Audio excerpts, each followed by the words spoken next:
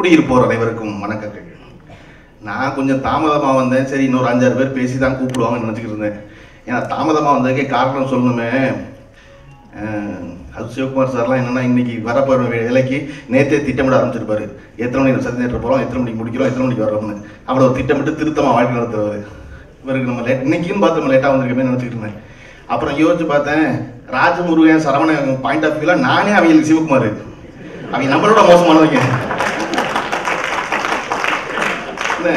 ஏன்னா ஒருவேளை என்ன ஆடியோ ரிலீஸ் ஆகுது, ராஜமுருகனே சரவணனே கூப்பிட்டு தான் எப்போ வருவாங்கன்னா எல்லாம் கலைஞ்சு போகும்போது தான் சிரிச்சுக்கிட்டே வருவாங்க 2 பேரும். அதனால பரவாயில்ல, நம்மள சிவகுமார் போல மதிப்பதற்கு அந்த மேடையில் 2 பேர் இருக்காங்க, ஒன்றும் தப்பு இல்லைன்னு நினச்சிக்கிட்டு தான் நான் வந்து இந்த மேடை ஏறினேன்.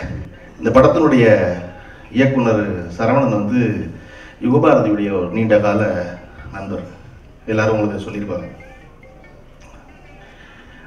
யுகபாரதி பாடல் எழுத வரும் பொழுது சரவணன் தான் நட்பு. சரவணன் தம்பியாகத்தான் முருகனை தெரியும், ராஜமுருகனை தெரியும். இப்போ யுகபாரதி தன்னுடைய வெற்றிகரமாக பாடலாசிரியர் ஆன பிறகு ஒரு புத்தகம் எழுதுறாரு, நடைவண்டி நாட்கள்னு. அதில் அவருடைய எப்படி கிளம்புனேன், இப்போ படிக்க வந்தேன், எப்படி மெட்ராஸுக்கு வந்தேன், மெட்ராஸில் என்ன வேலை செஞ்சேன் அப்படின்னு எழுதிட்டு வரும்போது வழக்கம் போல் மெட்ராஸுக்கு சேர்ந்த எல்லோரும் பட்ட கஷ்டங்களை எல்லாம் எழுதுறாரு. இப்போ பொதுவாக நான்லாம் பார்த்தீங்கன்னா கஷ்டத்தை சொல்ல மாட்டேன். யுகபாரதி அப்படியான எண்ண ஓட்டம் உள்ள ஒரு ஆள் தான். நம்ம சென்னைக்கு என்னவெல்லாம் கஷ்டப்பட்டோம், ஒரு வேளை சாப்பிட முடியாது வேர்க்கடலை சாப்பிட்டு டீனர்லேருந்து விரும்பாக்கத்தில் நடந்தவங்களாம் சொல்லக்கூடாது. ஏன்னா அது தேச விடுதலைக்காக நடந்தது இல்லை, நம்ம கார் வாங்குறதுக்காக நடந்தது, நம்ம வீடு வாங்குறதுக்காக நடந்தது. அதனால அதையெல்லாம் சொல்லக்கூடாதுன்னு நினைப்பேன். அந்த எண்ண ஓட்டத்தில் இருக்காது தான் யுகபாரதி. ஆனாலும் அதை மீறி சொல்லும் அளவுக்கு பிரச்சனை இருக்குது. காரணம், கையில் கடைசி 50 ரூபா தான் இருக்குது, பக்கத்தில் சரவணை மட்டும்தான் இருக்கான். இந்த 50 ரூபாய் வச்சுக்கிட்டு இந்த மாதத்தை ஓட்டணும், எப்படி ஓட்டுறதுன்னு தெரியல, சரியா ஒரு குழப்பமாக இருக்குது. அந்த மாதிரி சம்பளம் வந்துடும் பத்திரிகை ஆஃபீஸ்லேருந்து. ஆனால் அதுவரையும் ஓட்டணுமேனு குழப்பத்தில் இருக்கும் பொழுது ரொம்ப சோர்வாக யுகபாரதி அறைக்கு திரும்புறாரு. திரும்பினா சரவணை உற்சாகமாக இருக்காங்க. யுகபாரதிக்கு ஆச்சரியம், 50 ரூபா தான் இருக்குன்னு அவனுக்கு தெரியும், ஆனால் இவன் இவ்வளோ உற்சாகமாக இருக்கானா என்னன்னு கேட்டால், நாளைக்கு ஒரு பேச்சு போட்டி இருக்குது, பத்மஸ்ரீ கமலஹாசன் அவர்களுடைய பிறந்தநாள் விழாவுக்கு ஒரு பேச்சு போட்டி வச்சுருக்காங்க. அதுக்கு பேச போனால் பரிசு இருக்குது. முதல் பரிசு 5000 ரூபா, 2வது பரிசு 3000 ரூபா, 3வது பரிசு 1000 ரூபா, ஆறுதல் பரிசு 750 ரூபா, குறைஞ்சபட்சம் ஆறுதல் பரிசாவது வாங்கிடலாம் அப்படின்னு ஒரு நம்பிக்கை இருக்குது சரவணனுக்கு, இந்த படத்துடைய டைரக்டர் சரவணனுக்கு. ஆனால் யுகபாரதிக்கு அவரை விட கூடுதல் நம்பிக்கை இருக்குது. காரணம், சரவணன் தஞ்சாவூர் மாவட்டம் பூரா எல்லா மேடைகளையும் எவ்வளோ சிறப்பாக பேசி பரிசு பெற்றவர் என்பதை அந்த ரகசியம் யுகபாரதிக்கு தெரியுங்கிறதுனால இப்போ 750 ரூபா உறுதி நாளைக்கு சாயந்தரம். சரின்னு இவரும் உற்சாகமாகி அடுத்த நாள் காலையில் அந்த பேச்சு போட்டிக்கு கிளம்பி போனால் அங்கே எல்லாம் பேர் கொடுத்து எல்லாம் வாங்கி பார்த்துட்டு சரவணன் கல்லூரியிலேருந்து ஏற்கனவே ஒருத்தர் கலந்துக்கிட்டதுனால 2வது ஆள் அனுமதிக்க மாட்டோம்னு சொல்லிடுறாங்க. ஒரு கல்லூரிக்கு ஒருத்தர் தான் அப்படின்னு.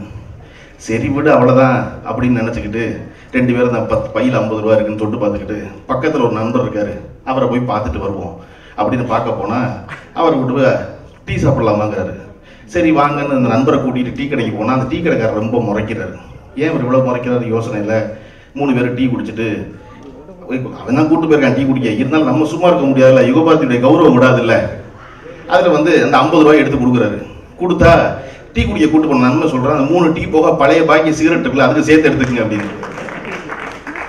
இப்போ இவனை பார்க்காம தான் அந்த 50 ரூபாயாவது மிஞ்சி இருக்கு, இப்போ 50 ரூபாயும் போச்சேன்னு சரி பரவாயில்லவா அப்படின்னு சரவணனை உற்சாகப்படுத்தி வந்துட்டோம், நம்ம கமலஹாசனையாவது போய் பார்ப்போம். அதோட அங்கே எல்லாருக்கும் மத்திய சாப்பாடு ஏற்பாடு பண்ணியிருக்காங்க.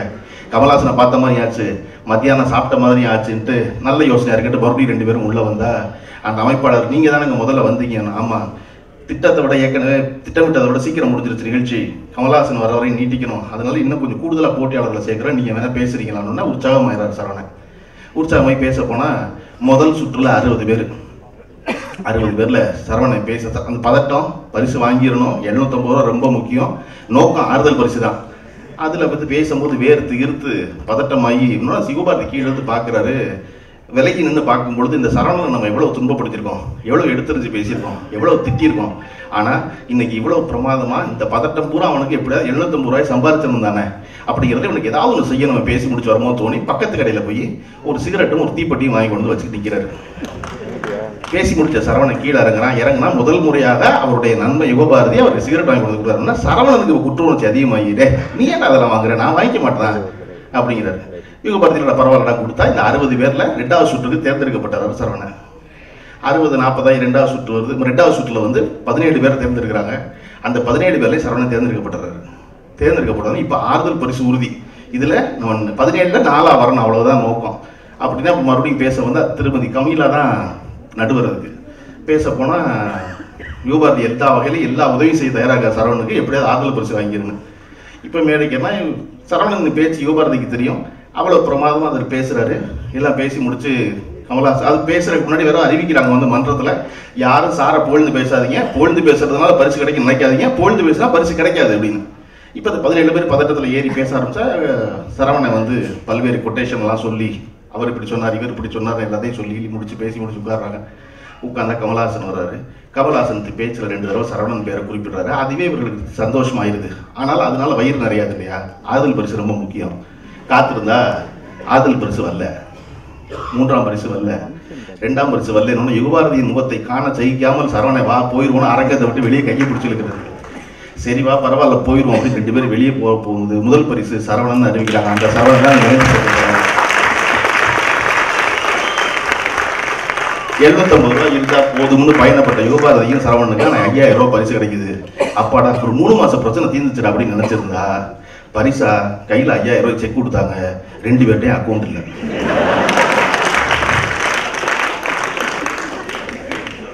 யுகபாரதி இன்னைக்கு எத்தனை அக்கௌண்ட் வச்சிருக்காரு, எத்தனை வீடு வச்சிருக்காரு, எவ்வளவு இடம் வச்சிருக்காரு எனக்கு தெரியும். ஆனா யுகபாரதி முதல் அக்கௌண்ட் ஆரம்பிச்சது சரவணனுடைய படத்தை போடுறதுக்காக தான் அக்கௌண்ட் ஆரம்பிச்சாரு யுகபாரதி. அதன் பிறகு தம்பி முருகன் வந்து சேர்றான். முருகன் வந்து வேடன் ஆஃபீஸில் வேலைக்கு சேர்றான். யுகபாரதி அறையில் தங்குறான். தங்கும் பொழுது அந்த வயதிற்கே உரிய எல்லா காரியங்கள் எல்லா செயல்பாடுகளையும் செய்கிறான். செய்யும்போது முருகனுக்கு எத்தனை அண்ணன் இருந்தாலும் அவன் எந்த அண்ணங்கிட்ட அடி வாங்கினான்னா யுகபாரதிங்கிற அண்ணங்கிட்ட மட்டும் தான் அவன் அடி வாங்கினான். அதை சரவணங்கிற அண்ணன் அனுமதிச்சா நான் அடிக்க முடியாது, நான் அடிக்கக்கூடாது, அதனால நீ நல்லா அடி அப்படின்னு. இன்னைக்கு வரைக்கும் ராஜமுருகன் இவ்வளவு பணிவா இந்த மேல உட்கார்ந்துருக்கான்னா அதுக்கு காரணம் பக்கத்தில் உட்காந்துட்டு யுகபாரதி தான். அப்ப தான் இயக்குநராக ஆசைப்பட்டு வந்து தம்பி இயக்குநராகி அதன் பிறகு இயக்குநராக வந்தவர் சரவணன். நான் சரவணன் சொன்னேன் இது இன்ட்ரெஷனை பார்த்துட்டு, சரவணன் நீங்க வந்து சரவணன் ராஜேந்திரன் பேர் கொடுத்தாரு சரியா, சரவண ராஜேந்திரன் அப்படி பேர் கொடுத்தாரு.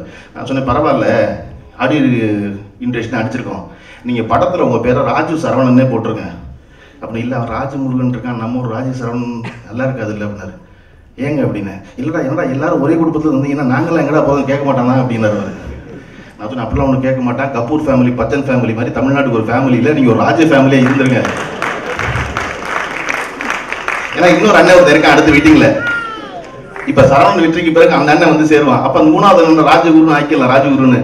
அப்போ நீங்கள் ராஜு ஃபேமிலியாக இருந்தெல்லாம் மாற்றிக்கிங்க. எதுக்காக அந்த பேரை குறிப்பிட்டு சொல்கிறேன்னா இந்த ஷான் ரோல்டன் நான் பல தடவை கேட்டிருக்கேன், அது என்னப்பா பேர் ஷான் ரோல்டன் அப்படின்னு. எனக்கு ஷான் ரோல்டன் சொன்ன பதில் ரொம்ப பிடிச்சிருந்துச்சு. இல்லை சார் தமிழ்நாட்டில் பேரை வச்சு ஜாதியை கண்டுபிடிச்சிடுறாங்க, இப்போ கண்டுபிடிக்க முடியாது இல்லை அப்படின்னா.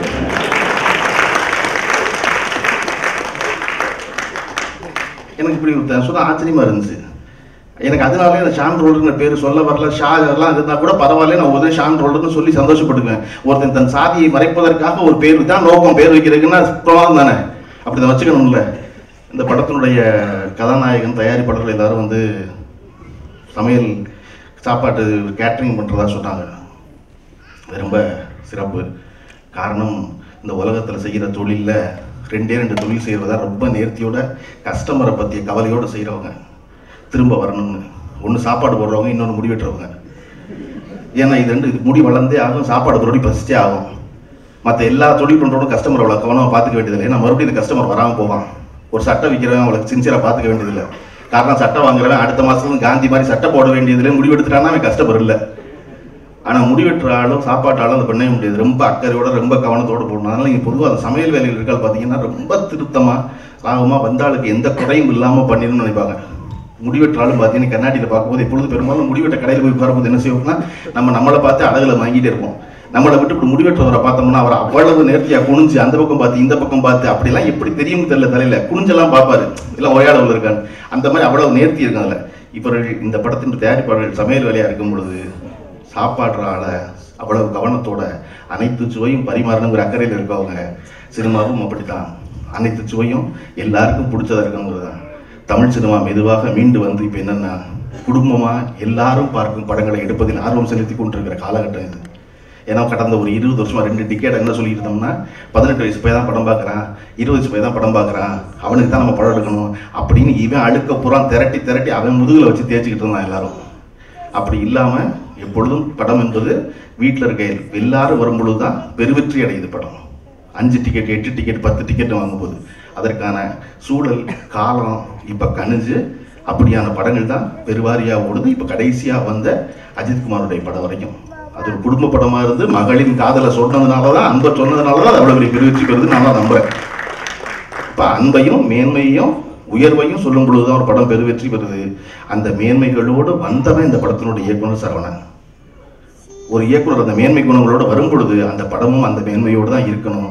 மேன்மையான ஒரு தம்பியை போல ஒரு நண்பன், இதை விட மேன்மையான ஒரு குழு எங்கே பார்க்க முடியும்? இந்த குழு பெருவெற்றி அடையணும். நன்றி, வாழ்த்துக்கள்.